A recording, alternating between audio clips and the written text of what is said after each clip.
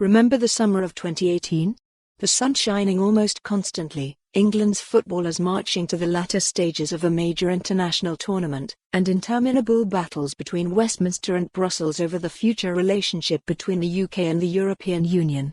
Alas, the first two can't be guaranteed, though we deserve some vitamin D after this winter and the midfield looks solid. But the third seems to be a nailed-on certainty. Yesterday we saw the opening salvo from the European side in the form of a 42-page negotiating mandate that makes Finnegan's wig look an easy read. The section on financial services is particularly vague, though notable for its absence is the EU's previous insistence on a date for an assessment of equivalence between the UK and EU's regulatory systems. The respected former Brexit advisor Raoul Ruparel yesterday said this was an example of the EU choosing dates which most suit its negotiating position.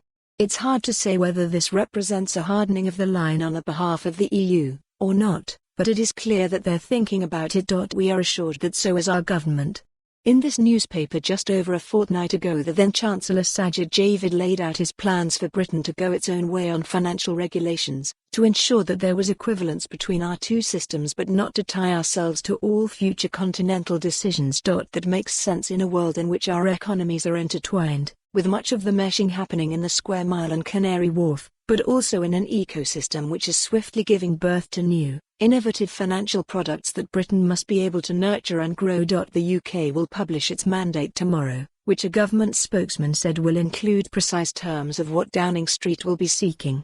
They also confirmed that the government does, indeed, view financial services as an important part of the UK economy, contributing £132 billion to the nation's wealth. This seems accurate. If negotiations break down because of rows over chlorinated chicken or fishing rights, valid issues though they are, many in the city will be forgiven for thinking that those a few stops west on the district line have forgotten who is paying the bills, even if England is winning. Main image, Getty. For more on this story, visit the news article link.